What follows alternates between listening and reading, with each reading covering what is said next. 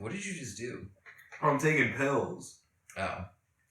I got a B12, a D, a C, a fish oil. A couple Xanax. Some Ludes. Fat Mike from NoFX sold me some Ludes. I feel like they're a band doing an album. Yeah, NoFX. They're always relevant. What did Ludes even do? Was it just like if pills? I'm to believe Wolf of Wall Street. They're doing Ludes in that movie in the 80s? Well, they were, yeah. They're doing Ludes in the 80s? Yeah. Let's Google Quaaludes. Where to get Quaaludes. But in Wolf of Wall Street, the whole thing is that they're supposed to knock you out. But if you just stay awake through the first 30 minutes before, and then if you stay awake, at the end of it, you get really fucking... It's fun. You're having a good time. Because there's that scene where I only have seen that scene where Leonardo DiCaprio is dragging himself across the driveway because he can't move. Well, in Fast Times... Doesn't that look fun? Oh, is that a thing that happens? Doesn't that look fun? Man, I wish there were still Quaaludes around. No, that does sound fun. They need to bring them back. Change.org. Bring back methaqualone. I'm trying to get so poor. I'm trying to get Mandrax over the counter. Yeah, why didn't... Dude, imagine being one of those executives in the early 60s who's a guy in Sweden found a new drug. We can just sell it. Did it get people drunk? We can just sell it. I don't know. We'll just sell it. We'll just sell it. We just sell it over the counter. Give it to people with diabetes or something. Yeah. Say it has health properties. Yeah, just say it's a weight loss pill. It's vitamins. It's Just put vitamins on it. Yeah. No other words. Yeah. This is a vitamin that makes you trip balls. You can get it by the Band-Aids. Do you think people who created Quaaludes look at shit like K2 and they're like, fuck, we could have just changed the chemical formula that much? Well, do you know about yeah, that is true. Someone could bring back Quaaludes. Do you know about it's called Molecules I Have Loved? What's it called? I fucking love science. No, it's about psychedelic drugs. And it's a chemist, a very obvious friend of ours is the one who told me about it. Yeah, it's called, it's PIHKIL, which is I won't just say what it is. It's called A Chemical Love Story. But it's just a guy doing phentylamines I Have Known and Loved, is what it's called. Oh. And then the other one is tryptolamines I Have Known and Loved. And it's just he goes through all of these different weird designer drugs. It looks like there are 179. And he just tries them, then writes in a diary. And then he's like, this one's no good. A demon just ate my eyeballs for 48 hours. And I kept trying to kill my wife. Don't do this one. And then the next one down, he'll be like, this one's nice. That's pretty good. Made me want to play guitar a little bit. Pretty good. And the next one, he'll be like, this one made me shit my pants. And it's just good Lord, man. Alexander Shulgin. Man. Alexander Shogun? Shulgin? Shogun? Shulgin? He's a Shogun. Is he samurai? He's got a huge beard. Do you think all these people who do all these crazy drugs, they grow beards so that it's they can brag with their they have the long hair thing? They can be look, because the drugs go into your hair. Oh, okay. So you can see it. Well, they're just saving it up, and then they're going to boil it in a soup. They're going to eat their hair. And then get real high. If they're ever arrested, they'll eat their hair. They'll eat their hair. They'll get real high. No, dude, there's a lot of... It sounds like this guy had a fun time. Nah, that sounds great. He died after... He's dead? Roger Ebert. This guy's dead? He lived to the age of 88. Oh, wow. He was born... Imagine being born in 1925 and being I'm just going to... I'm just gonna get high. I'm gonna do thousands or hundreds of drugs. Psychedelic. I'm just gonna make my own drugs. I'm gonna get so high. I'm gonna be the father of designer drug culture. Yeah, that guy sounds, what was his favorite? Does he have a favorite? I don't know. That's a good question. Alexander Shulgin favorite. What's the Shogun's favorite drug?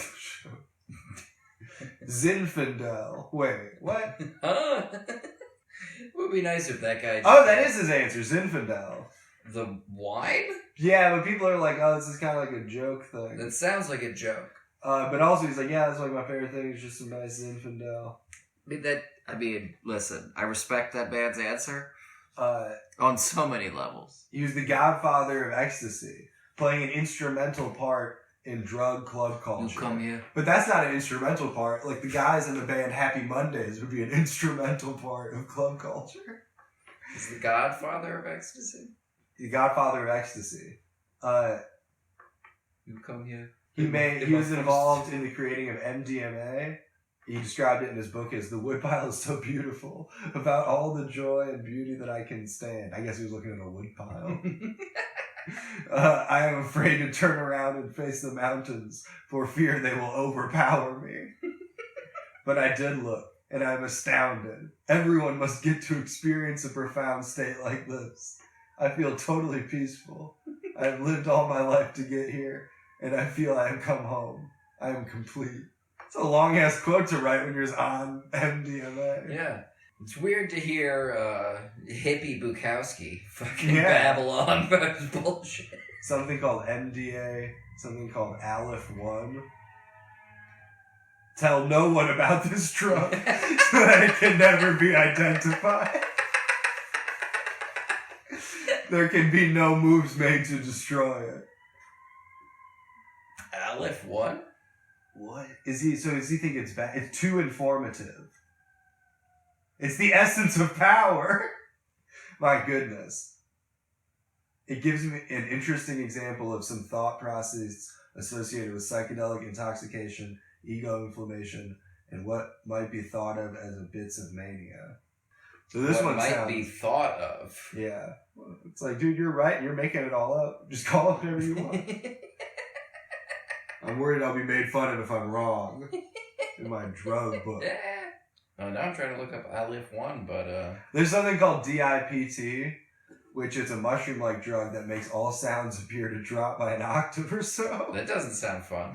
And makes many instruments sound like a clanging bell. That only sounds disorienting. I know, right? There's no part of that seemed... I've never wanted that in my entire life. That's insane. Imagine doing that to yourself on purpose. Man. Oh, check this one out. 5-MeO-DIPT, known as foxymethoxy. Oh, yeah. This drug was renowned in the late 90s psychonaut scene. It was big on the scene. Big on the psychonaut scene. As early Viagra with massive stimulation and explosive orgasms for both men and women, and sometimes a little projectile vomiting. Sometimes a little...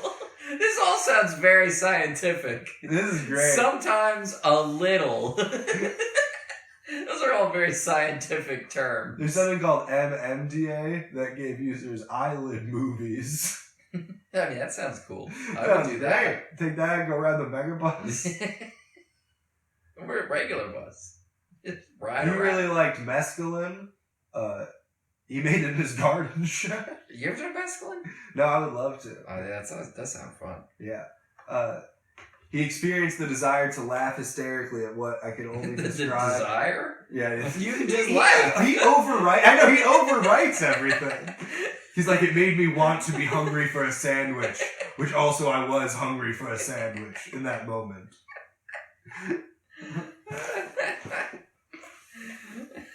I have an overwhelming desire to laugh. I'm not sure what to do. Have you done any, fun drugs? I mean, mushrooms, ketamine. What was ketamine like? It's pretty great.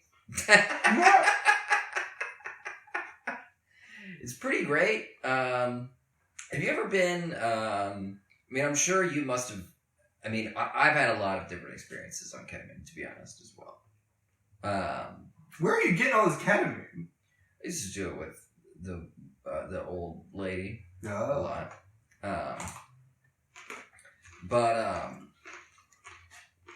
It was you and your mom doing some me ketamine. and my mom. And it's ideal. The most fun I had, it was an experience that happened more than a few times, is I would imagine you've had this experience before where because you're more of a reasonable person than me, where like you've had a few drinks and you've like smoked some weed too, and you reach like a place of, you know, a nice equilibrium. The zone? A nice equilibrium between those two things. Yeah. And it just gives you that like immediately, very quickly. What is that stuff like G or G or whatever? GHB? No, it's like it's a thing. I think you drink it. I think it's like kind of like a shot type thing. GHB. No, but it makes you like drunk, but not like you're not hungover. You're not like you can drive and shit. Well, you probably. I wouldn't suggest doing any of those. I wouldn't say I was sober, and I definitely don't think I should have been driving. No, man, you can just do whatever you want. But and then sometimes you just end up kind of just like staring off into space, but that's also fun too. But you know, ketamine, the K-hole. So it's not like psychedelic at all. It's not like 2CE, the teacher, which like, helps people face their own demons. It's psychedelic in the same way that like eating like a bunch of edibles can feel like sort of psychedelic. It's not like, you know, like high level psychedelics. Yeah. There's something called TCT7, which it was sold in Japanese head shops in the late 90s as blue mystic powder. And it sounds like it was just MDMA that you would snort. Which, like, what are you ever buying that you're supposed to snort? Like you're not like, oh, here's some vitamin C. Crush it up under a glass. It would be great, like one of those standing espresso bars, and it's just lines of Coke. Yeah. I'm trying to get, man. The most erotic compound Shulgin ever made, TCB. He was convinced it would one day be modified by Big Pharma and made into an aphrodisiac. The drug has also been used by shaman in South Africa. Maybe that's that thing I drank in that rum. That's the stuff that I drank in that rum that got me all having a good time. I was having a blast, baby. Man, it's a gentle psychedelic with cartoonish visuals and much musical oddness. This guy, imagine you're like hanging out with this Alexander Shulgin guy, and then you're like, hey man, you want to smoke this weed? It's really good. And then he's just roasting you. He's like, oh, whoa man, we better not drive. Your good weed got me so high, dude. It's like, fuck you, Alex. You 88-year-old dead man. He's probably in his room right now. He's probably a ghost. Yeah, he's probably dead. Well, he is dead. He's 88. His last interview was with Errol Morris's son. No, man, you gotta look at the truth, man. His last interview was with Joe Rogan, man. No, I bet Joe Rogan would have loved this guy. Has he been on Joe Rogan? I'm Googling that right now. Hey, listen, man, I'm already on it. Don't worry about it. Jamie, pull that up. No, but he retweeted it. His death? He retweeted the Vice article that was like his last interview. Well, good for Joe. Joe needs to support people like that. And then right under that is Tim Dillon yelling at Kamala Harris. So I'm going to get off Twitter. But, nah, man, Joe Rogan and this guy, imagine Errol Morris. You think he's proud of his son? Or you think he's like, stop hanging out with those fucking... Hanging out with those fucking people, man. Yeah, you're embarrassing us. Come on. I've gotten people out of prison. I've exonerated people. My movies have brought justice to the what have you wrongfully done? accused. All you've done is made a lot of people probably drop out of creative writing majors. Which, listen, that's good. That's probably good overall, but I still want to yell at you. I'd still like to scream. Because you're my son, and I have for some reason, I think you're going to steal my wife from me. I don't know why. Don't fuck my wife, son. Don't fuck my wife. For some reason, my instinct says that. No matter what I do, I have to say. What other very silly instincts people have? I don't know. Great talk. You think we should have Jordan Goodwin on the podcast?